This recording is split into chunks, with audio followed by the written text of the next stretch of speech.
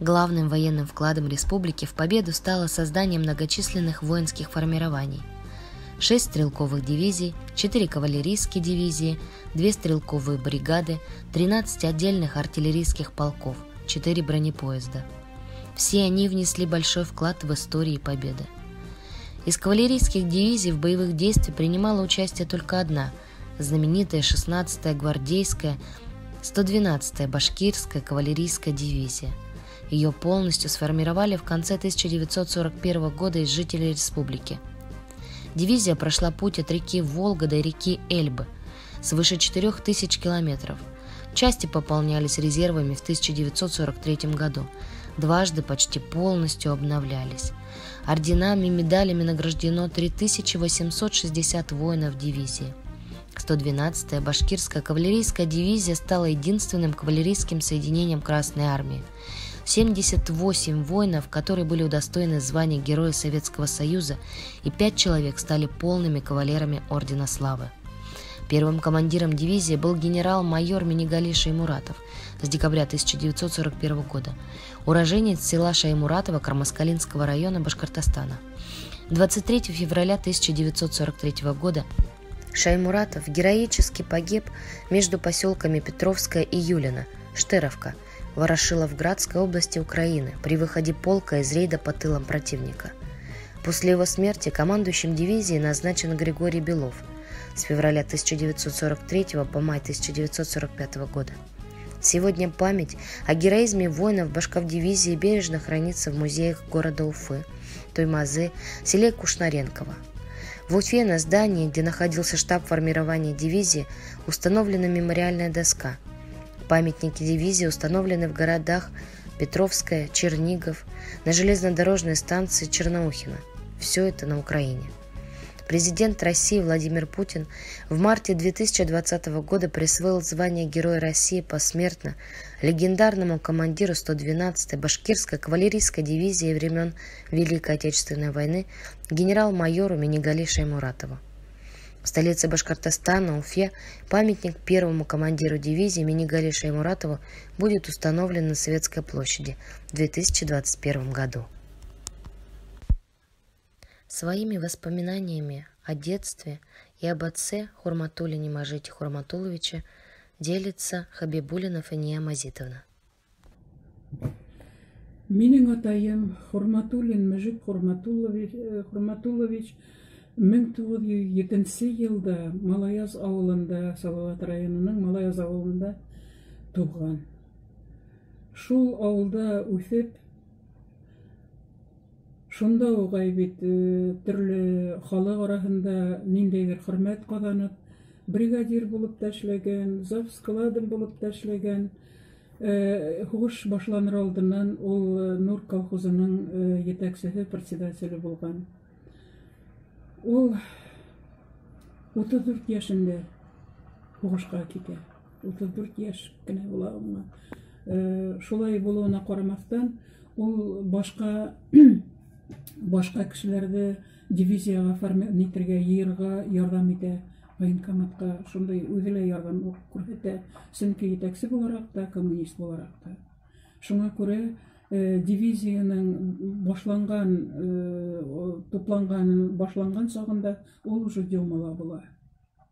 Шунда Демала башкорт кавалерия дивизиясы туплана, халык йыела, шунда йыелгас инде менә хугышка китәләр.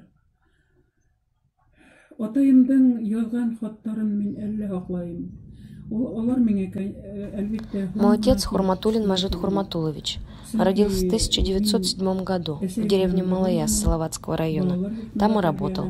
Завоевал уважение земляков. Работал председателем колхоза «Нур».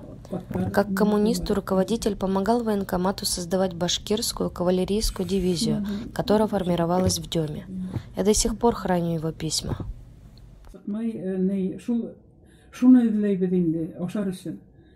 Шуннан һәң бер заман күрәбез бит мотоцикл килә. Ул вакытта машина бик әз йөри. Вообще юк диярлек. Шуннан мотоцикл килә. Мотоциклга мотор иттереп кызыл байрак эләктерелгән. И шул мотоцикл артында килгән кеше инде нәмәләр кыскыра. Безгә инде ишетелә да дигән кебек инде. Аны күреп кызлар, зуррак кызлар аның артынан йөгерделәр, тоже кычкырып. Шатлыктарыннан инде, чөнки здорово бит инде байраклы мотоцикл. Мин улар артынан йөгерәм дип, теге зур озын күлдәк, төрле сөпрәктән тегелгән, шул озын күлдәк аяктарым буталып, егылып торып калдым. Шуннан кызлар кире әйләнеп кайткан килгәнсе, уларҙы ҡыуып етә алманым. Шунан кызлар кире әйләнеп килделәр ҙә инде, не ул шулай ҡысҡырып үтте икән, не байраҡ йәбештергә ниткән икән, беркеткән икән мотоциклына дип һөйләнә ауылға ҡайттык. Ҡайтһаҡ, ауылда йә бер ҡапҡа төбөндә, йә икенсе ҡапҡа төбөндә кешеләр йыйылғандар ҙа, кемдер илай, кемдер һөйләшә, кемдер көлә, ниндәйҙер ни бара инде. Халыҡ һәр ваҡыттағыса түгел. Шунан мин үҙебеҙҙең өйгә килеп еткәс, күрәм, әсәйем һығылып илай инде. Шунан һуң белдек, ул әллә еңеү көнө.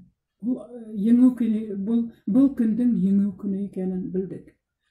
Шул көндә, шушы яланда йөрөгәндә, мәңгелек хәтеремдә ҡалды инде. Бейек-бейектә турғай, һабан турғайы һайрай. Матур итеп һайрай инде.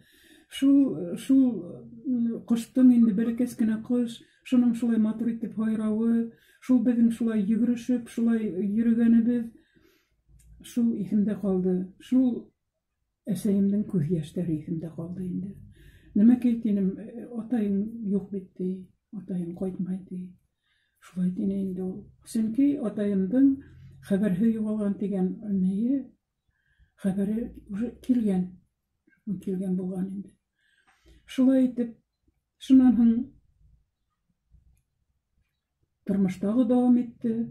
Тағы беҙ инде шул нисектер йәшәргә тырыштык. Шунсын хәтерләйем тағыла.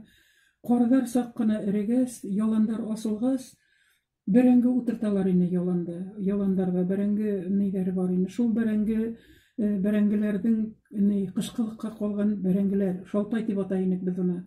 Шул шалпай йыйырға сыға инек. Янсыҡ тотабыҙ ҙа, шалпай йыябыҙ. Шалпай йыябыҙ ҙа, өйгә алып ҡайтабыҙ ҙа, шунан аны чистартып, йыуып инде, шунан аны нитәбеҙ, иҙгеләйбеҙ инде, иҙгеләйбеҙ, тоҙлайбыҙ, и аңарҙан инде лепешка кеүек нәмәкәй инде бешерәләр инде әсәйҙәр. Тәмле була торғайны шул. Шул ҡышлап ниткән ҡалған бәрәңгенең шалпай инде. Шалпай тимен инде, беҙҙең уяҡтарҙа шалпай тип атайҙар ине. Шул иҫемдә ҡалған. Шунан һуң ағайым минең бар ине. Беҙ атайымдан туғанбыҙ 6 бала.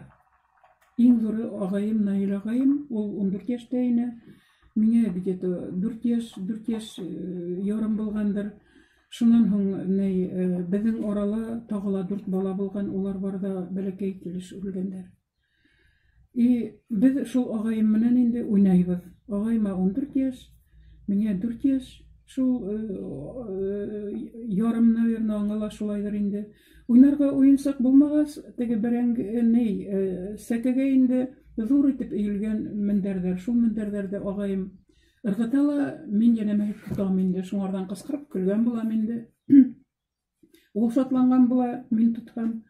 Шулай итеп уйнағанда, шул мендәрҙең осонан теге осло ҡыяҡ сығып, теге бейеклектән төшкән килеш минең күҙгә бик ныҡ ҡаҙалды. Ҡаҙалды ла, ҡан китте, мин илап ебәрҙем инде. Шунан һуң шулан күҙем ауырта башланы. Ул бер нисек тә төҙәлмәне. Шул бер күҙҙән икенсе күҙгә күсте. Шунан һуң 2 күҙҙә шешенеп сығып, анда инде башта имтымға йөрөтөп ҡаранылар. Район больницаһы беҙҙең ауылда булһа ла, күҙ врачы юҡ ине барыбер. Шунан һуң мине төрлөсә инде лечить итеп ҡаранылар. Район больницаһына һалып, үҙ белдектәре менән шул больницала эшләгән бисәләр тоже үҙҙәренсә лечить итәләр ине. Нисек лечить итәләр ине? Мине ҙур өҫтәлгә һалалар, аяктарымды бәйләйдер, кулдарымды бәйләйдер, башымды нык кысып тоталар. Күзләрен кабактарда бит кайтарып сыгаралар да шунда кыралар. Нәмә менәндер. Кыралар бик нык авырта, мин кыскырам, илайым. Нитеп бетәм инде, боргаланып бетәм, даже гафу итегез, астыма һәйп ебәрәм. Шул авыртканнан инде кыскырам, апайдар тимәгез, минең авырта бит дип кыскырам инде. Ну алар инде нитәләр инде, әрләп тә алалар, йәлләп тә алалар, ну шулай кыралар инде. Ул вакытта трахома бик таралган булган. Трахоманы шулай кырып ниткәннәр икән алар. Кайда инде уларга белергә, что миндә трахома юк. Икенче төрле. Шуңа күрә бер заман ике күземдә асылмай башланы, күрмәй дә башланым. Ике күзә лә тып-тыман. Күрмәгәс, нитмәгәс, мейс башына утыртып куялар да мине. Күрмәһәм дә, томан булһа ла күзем сагыла, бик нык сагыла. Шул сагылганды нитерсен миңа яулык менән ябалар инде. Яфаланмас өчен сагылгандан. Мейс башында утырам. Бергә йөри алмайм, сөнки күрмәйм. Шул вакытта минең әсәемдең һеңлеһе, ул Баш Академ театрының артистка ине, уның иптәше артист ине. Алар отпускага кайтып, минең был хәлде күреп, шаккатып, не шул хәлгә баланы иткергәндәр дип, больницага ла барып разбираться итеп йөрөнеләр алар. Суд кемдәрдер судка бирәбез дип тә йөрөнеләр. Но мине үзләре менән алып киттеләр монда Өфөгә. Алып китеп монда, шуннан һуң больницалардан больницага йөрөтеп, сөнки бер больницала алманы башта мине. Шуннан һуң институтына инде балалар отделениеһына һалып куйдылар. Шул отделениела 7 ай ятканмын инде менә шул. Атайымдың хәлдәрен хәтерләгәндә инде. Бала сакта хәтерләйем тагыла шуны. Бәлки сакта миңа ниндәйдер тәтәй дип әйтәбез инде без. Ниндәйдер матур гына нәмәләр бирделәр. Ул, оказывается, атайымдың нәйләре булган икән. Наградалар булган. Сөнки Сталинград янында каты яраланып, атайым госпитальдә яткан. Шул госпитальдән ятканнан һуң уңа 10 көн биргәндәр ял. Ул шул 10 көн ялын инде өйгә кайтырга тырышып, шулай кайткан инде. Ну, юл шул тиклем авыр булган, сөнки поездар аламай йөренем икән инде. Ну, ул вакытта юл йөрү авыр булган бит инде. Ул кайтып, өйгә кереп, сәй эсеп, сөйләшеп, нитеп, хатта кунырга вакыты ла булмаенча кире юлга чыккан. Кире юлга чыгып, шунда үзенең наградаларын калдырган әсәймә. Еще үзенең матур итеп яһалган портреты бар ине. Бояла рамкалар менән нисектер. Шуны калдырган инде ул шулай нитеп инде. Анда винтовкалар шулай тире анда нисектер матур итеп эшләнгән инде. Ул безнең ике тәҙрә араһында шулай торды. Шулай итеп, шуларҙы ҡалдырып киткән. Шуны миңә нисектер килеп эләккәндә, мин алар менән уйнай юғалтҡанмын. Сөнки әсәйемә бит һин иҙән ярығына төшөргәнһең, ахырыһы тип шулай эҙләгәндәрен хәтерләйем, мине әрләгәндәрен хәтерләйем. Мин ҡайҙан беләйем инде? Ҡайҙандыр шулай инде. Ну, былай беҙҙең районда бит Салауат Юлаев музейы бар, шунда яҡташтар бер бүлеге бар бит инде. Шунда ла беҙҙең школала, мәктәптә лә инде, шунда атайым турында мәғлүмәттәрҙә инде, анда мәғлүмәттәр бар, ҡыҙыл йондоҙ ордена тип яҙылған. Шунан тағыла ниндәйҙер тип яҙылған, мин хәтерләмәйем хәҙер инде. Ҡыҙыл йондоҙ ордена тигән хәтерләйем. Шуға күрә лә, мағайын, беҙҙең өйҙә, пока менә пионерҙар булған саҡта, ниҙәр саҡта инде, мин хәтерләйем, беҙҙең өйҙә ҡыҙыл йондоҙ ҡуйылған инде, тыштан инде шулай. Таҡтанан, ағастан инде ҡыҙыл йондоҙ яһағандар да, шуны ҡыҙыл краскаға буяп, шуны беркетеп ҡуйғандар, өйҙөң инде урамға ҡараған ягында инде, тәҙрәләр ҡырында. Шулай булды беҙҙең, былай. Шуны хәтерләйем. Былай томдар бар бит инде, кемдәр киткәндәр тураһында хәтер китаптары бар. Шул хәтер китаптарында атайым инде яҙылған декабрҙең 43-нче йылында хәбәрһеҙ юғалды тип яҙылған. Мин балалар йортонда булғас, башта балалар мәктәбенә тиклем инде детсад возрастындагы балалар инде Шаһит Хоҙайбердин исемендәге беренсе балалар йортона мине урынлаштырҙылар. Ул балалар йортона урынлаштырыуның сәбәбе шул, сөнки мин күҙҙәр ауырыу институтына эләккәс, ҡатмарлы операциялар кисергәнмен. Күҙ ҡабаҡтарына операциялар яһап иткәндәр, пересадка роговицы тиҙәр инде. Ул ваҡытта ул операция бик һирәк эшләнелгән, только эшләй башлағандар. Шуңа күрә инде ул миңә әйттеләр инде институттың буйынса, һорауы буйынса мине балалар йортона урынлаштыргандар, сөнки ауылға кире ҡайтармағандар инде. Һәләк булыр дип, күҙе. В то время машин было мало. Однажды мы увидели, что к нам едет мотоцикл. На мотоцикле красное знамя. И вдруг нам слышится, что с мотоцикла кричат «Да, да!». Девочки побежали за мотоциклом, и я за ними. Но упала, споткнувшись об длинное платье. Всю дорогу до деревни мы обсуждали, что же случилось. А в деревне возле каждого дома стояли взрослые и о чем-то говорили. Кто-то смеялся, кто-то плакал. Народ вел себя не так, как всегда. Это был День Победы. Этот день запомнился мне тем, что пел красиво жаворонок и мамины слезы. Мама знала, отец пропал без вести. Еще помню, как только снег сойдет с полей, мы, дети, ходили собирать прошлогоднюю картошку. Придя домой, мы ее варили и делали пюре, которое было тогда для нас очень вкусной. Нас, детей, в семье было 6. Самому старшему на тот момент было 14. А мне 4 года. Дети, рожденные между нами, все умерли. Мы с братом играли. Игрушек не было, играли подушкой, кидая друг другу. Мне было весело.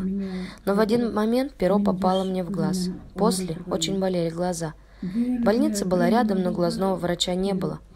Лечили? Ну как лечили, спросите вы?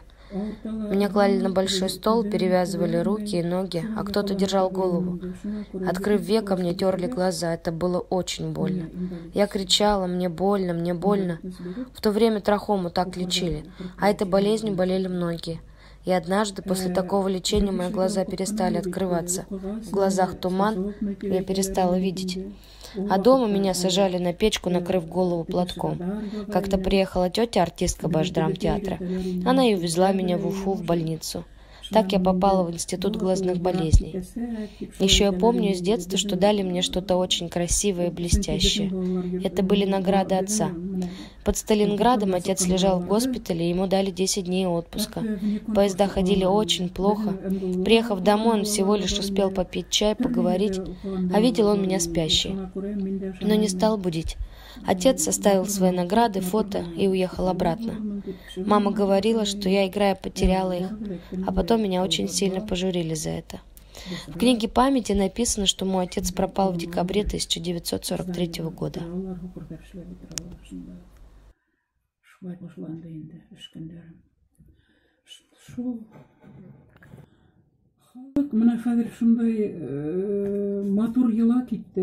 Үлемһеҙ полкка сығалар еңеү көнөндә халыҡтар. Мин шул үлемһеҙ полкка сығыр инем дә, ләкин сыға алмайым. Сөнки шул 9 май